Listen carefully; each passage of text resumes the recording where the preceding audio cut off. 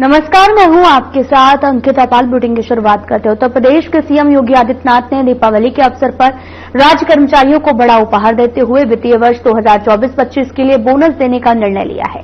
CM Yogi Adityanath ने कहा कि यह निर्णय कर्मचारियों के परिश्रम और निष्ठा के प्रति राज्य सरकार की सराहना का प्रतीक है। प्रदेश की प्रगति में सरकारी कर्मचारी की भूमिका अहम है और सरकार हर स्तर पर उनके कल्याण के लिए प्रतिबद्ध है।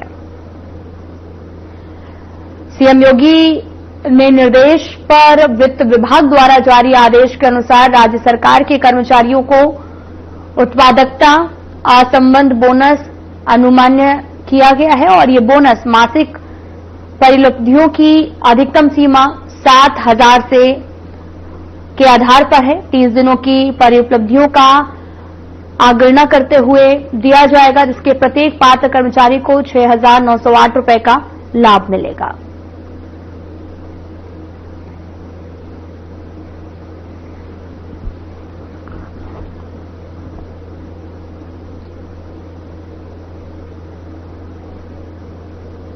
प्रयागराज में संगम तट पर आस्था का सैलाब उमड़ेगा। माघ मेले की तारीख का भी ऐलान हो गया है। इस बार माघ मेला 3 जनवरी 2026 से शुरू होगा, जो 15 फरवरी तक चलेगा और इस दौरान 6 प्रमुख स्नान पर्व होंगे। माघ मेले को लेकर मेला प्राधिकरण ने तैयारियों की रूपरेखा बनानी शुरू कर दी है और प्रयागराज के संगम तट पर आस्था, श्रद्धा और अध्यात्म का सबसे बड़ा पर्व माघ मेला लगेगा। पौष पूर्णिमा के पवित्र स्नान के साथ मेला औपचारिक रूप से आरंभ होगा। इस दौरान दूर दराज से लाखों श्रद्धालु संगम नगरी पहुंचेंगे, पवित्र त्रिवेणी में आस्था की डुबकी लगाएंगे।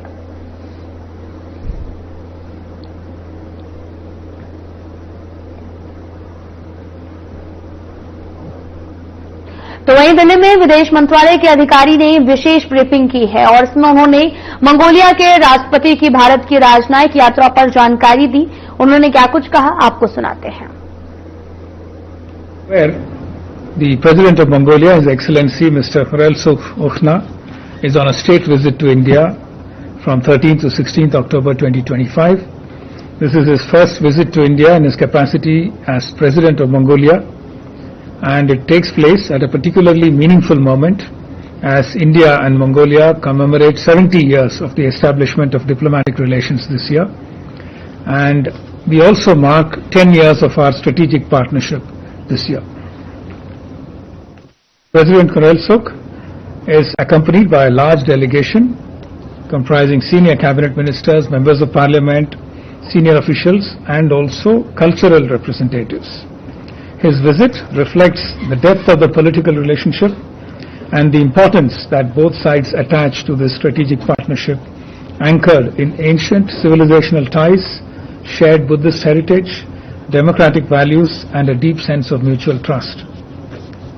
The President arrived in New Delhi yesterday and was accorded a guard of honor and a ceremonial welcome at the Air Force Station Palam. External Affairs Minister Dr. S. Jaishankar called on President Khurelsukh and reviewed our bilateral ties ahead of the leaders' meeting. This morning, the visiting President paid homage at Rajghat, laying a wreath at the Samadhi of Mahatma Gandhi. At Hyderabad House, President Khurelsukh held restricted and delegation-level discussions with Prime Minister Shri Narendra Modi. The discussions were warm, wide-ranging and forward-looking, covering strategic and development partnership, cultural ties, trade, education, critical minerals, renewable energy and people-to-people exchanges. This is their first official meeting and the leaders developed a close personal rapport during the talks. In a display of personal connect, the two leaders jointly planted a tree in the name of President Khurelsukh's late mother at Hyderabad House. This special gesture symbolized the common threads between Prime Minister Modi's Ek Ped Maa Ke Naam initiative and President Khurelsukh's 1 billion trees campaign and our shared commitment to environmental sustainability. The two leaders jointly released commemorative postal stamps marking the 70th anniversary of our diplomatic relations. We also adopted a joint statement on strengthening the strategic partnership charting a shared vision for future engagement, including resilient supply chains and critical minerals. Mongolia reiterated its support for India's permanent membership of the UN Security Council and also for India's candidature as a non-permanent member of the UN Security Council for 2028-29. Mongolia also signed the framework agreement of the International Big Cat Alliance, reflecting our shared commitment to conservation. The announcement of the appointment of a resident defense attaché in Ulaanbaatar, fulfilling a long-standing Mongolian request and underscoring the growing defense partnership. India also announced that all e-visas to Mongolian nationals would be issued on gratis basis, building on the existing gratis paper visa regime and deepening people-to-people ties. As a goodwill gesture towards the spiritual fulfillment of our Mongolian brothers and sisters, India will be sending the holy relics of Arhant Maudgalyayana and Arhant Sariputra to Mongolia in 2026, following the historic exposition of Kapilavastu relics in 2022. Other key announcements include the deputation of a Sanskrit teacher to Gandan Monastery for 1 year to enhance monastic Sanskrit capacity, launch of an ICCR youth orientation trip, under which 8 Mongolian students and accompanying faculty will visit India, and provision of an additional 70 ITEC slots for Mongolian nationals as a goodwill gesture to mark the 70th anniversary of diplomatic relations. 10 MOUs were signed. The joint statement will list out the MOUs. They were in the area of cultural exchange, immigration cooperation, promotion of cooperatives, humanitarian aid, geology and mineral resources, quick impact projects, yoga, and also renovation of the Bogd Khan Palace. I suggest that you take a look at the full list in our joint statement.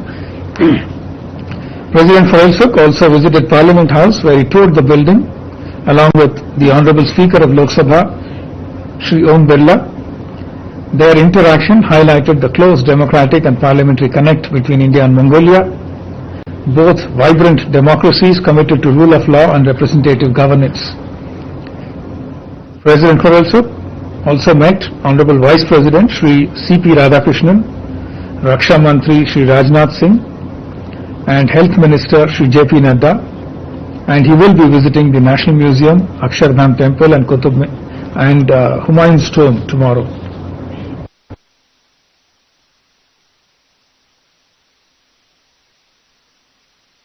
अपने सरकारी आवास पर महत्वपूर्ण बैठक की है।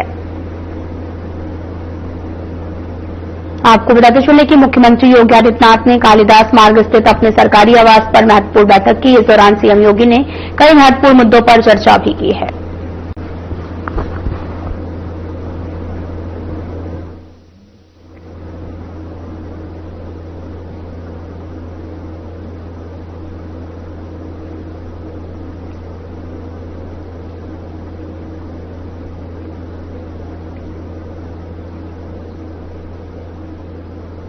Police commissioner Gautam Buddha नगर लक्ष्मी सिंह के निर्देशन में मुख्य अग्निशमन अधिकारी प्रदीप कुमार के पर्यवेक्षण में 13 अक्टूबर को फायर स्टेशन फेज 1 में 50 से अधिक अग्निशमन कर्मियों को निजी हॉस्पिटल के सहयोग से सीपीआर प्रशिक्षण दिया गया है और इस प्रशिक्षण का उद्देश्य आपात स्थिति में जीवन रक्षक प्राथमिक सहायता प्रदान करना था। वहीं अग्निशमन कर्मियों द्वारा उत्साहपूर्वक प्रशिक्षण प्राप्त किया गया और अभ्यास सत्रों में सक्रिय भागीदारी की गई है।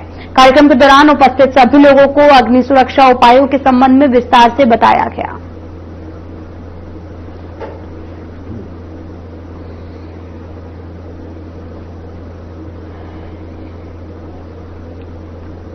मुख्यमंत्री योगी आदित्यनाथ ने प्रदेश के सभी मंडल मुख्यालयों पर दिव्यांग पुनर्वास केंद्र स्थापित करने के निर्देश दिए। उन्होंने कहा कि राज्य सरकार का उद्देश्य है कि कोई भी दिव्यांगजन समाज की मुख्यधारा से वंचित न रहे। प्रत्येक मंडल मुख्यालय पर अत्याधुनिक पुनर्वास केंद्र विकसित किए जाएं, जहां दिव्यांग व्यक्ति को चिकित्सकों को शैक्षिक, मनोवैज्ञानिक और व्यावसायिक सहायता एक ही स्थान पर मिल सके। मुख्यमंत्री ने यह भी कहा कि सरकार सेवा, संवेदना और सम्मान के भाव से दिव्यांगजनों के समग्र सशक्तिकरण के लिए कृत संकल्पित है। मुख्यमंत्री ने कहा कि राज्य सरकार का लक्ष्य है कि दिव्यांगजन केवल सहानुभूति के पात्र बनकर न रहे, बल्कि आत्मनिर्भर और योगदानकारी नागरिक के रूप में समाज की मुख्यधारा में शामिल हो। और बैठक में पिछड़ा वर्ग कल्याण एवं दिव्यांगजन सशक्तिकरण विभाग के राज्य मंत्री नरेंद्र कुमार कश्यप सहित विभागीय अधिकारियों की उपस्थिति भी रही।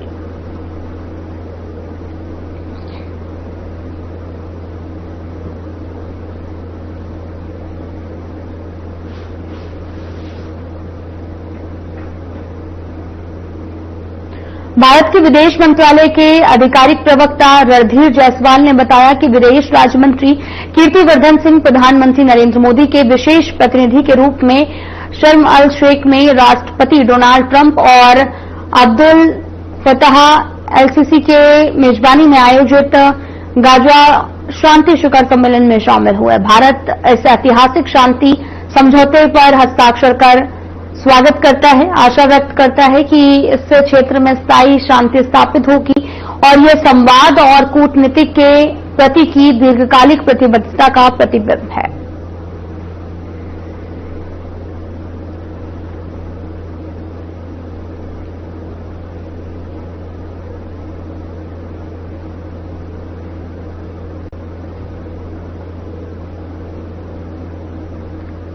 केंद्रीय गृह मंत्री अमित शाह ने मानेसर में एनएसजी के 41वें स्थापना दिवस समारोह में भाग लिया।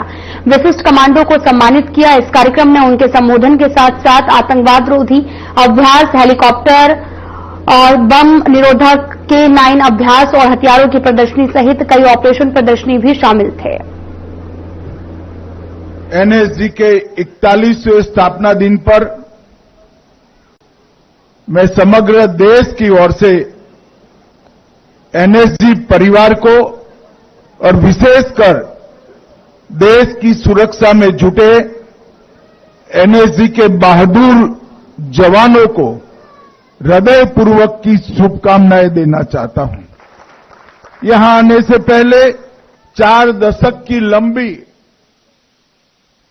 देश को सुरक्षित करने की इस यात्रा में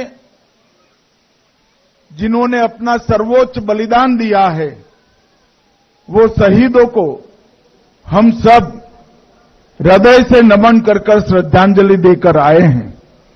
मैं फिर से एक बार वो सभी शहीदों और उनके परिवारजनों की प्रति समग्र देश की ओर से अत्यंत हृदय से कृतज्ञता व्यक्त करना चाहता हूं।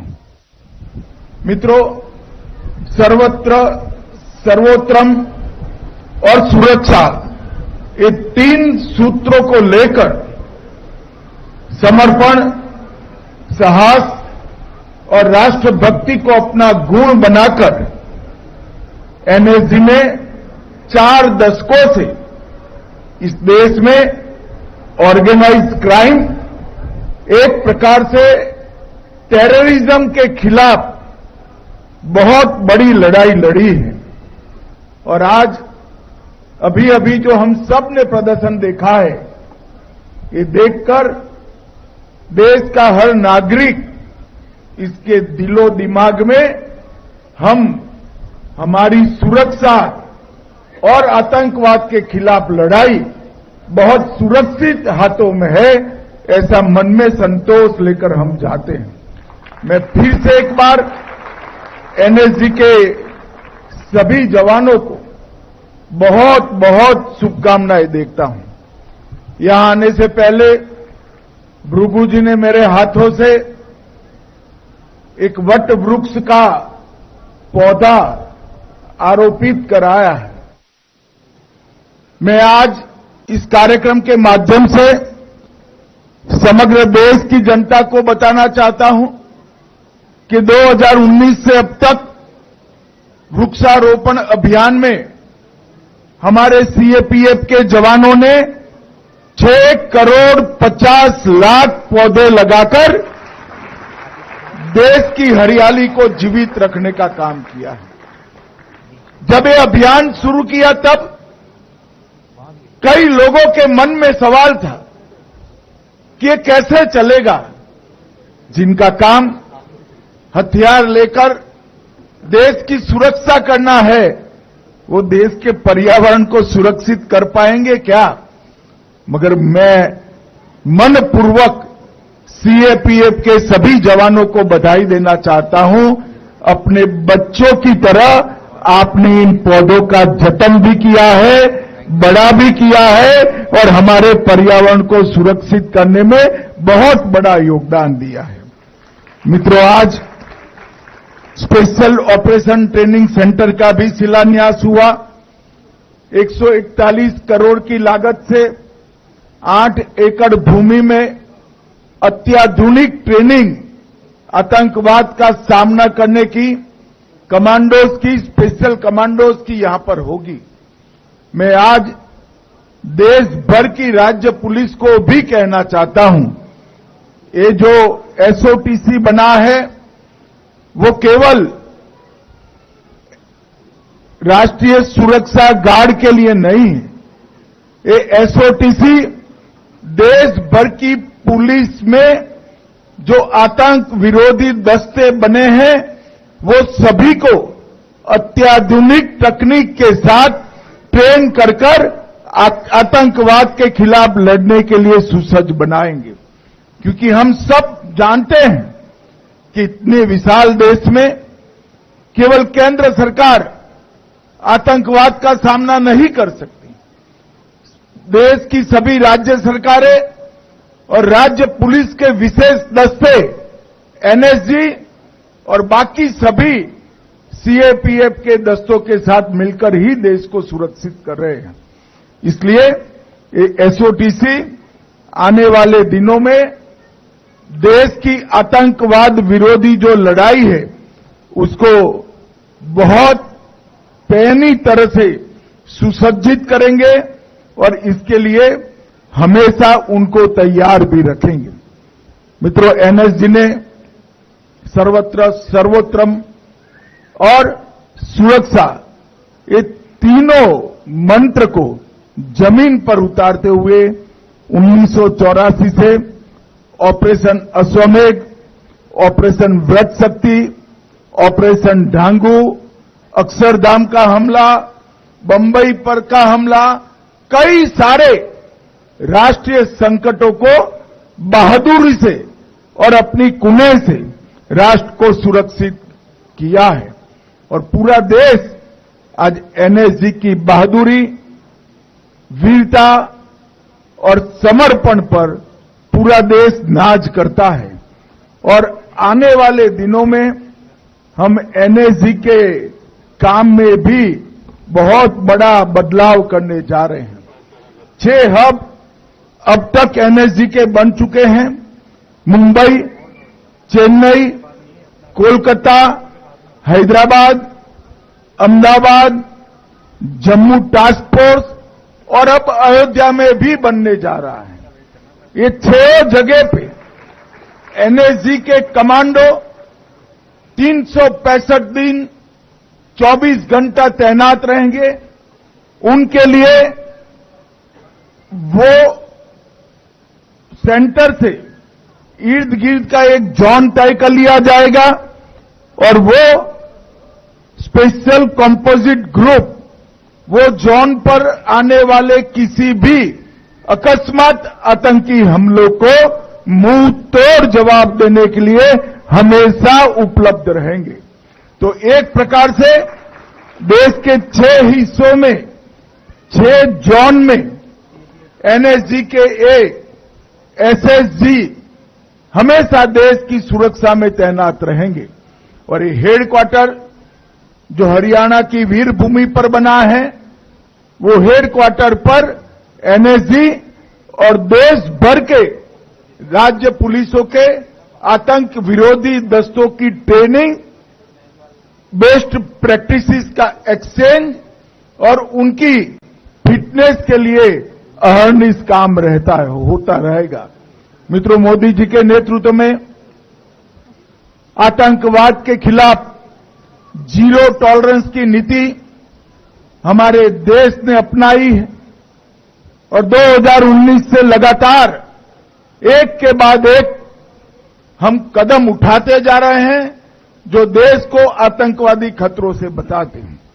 यूएपीए में हमने अमेंडमेंट किया, एनआईए एक्ट में अमेंडमेंट किया, पीएमएलए को, ईडी को टेरर ग्रुपों के फंडिंग पर एक्टिव किया, टेरर फंडिंग के साइंटिफिक इन्वेस्टिगेशन की सिस्टम बनाई, PA5 पर बैन लगाया, मैक को मजबूत किया, CCTNS और नेटग्रिड के माध्यम से देश भर की इन्वेस्टिगेशन एजेंसियों के साथ पूरे देश का डाटा साझा करने की शुरुआत की और 3 नए अपराधी कानूनों में पहली बार हमने टेररिज्म को व्याख्यायित कर अदालतों में जो लूपहोल्स ढूंढते थे वो छिद्र भी भरने का काम किया है।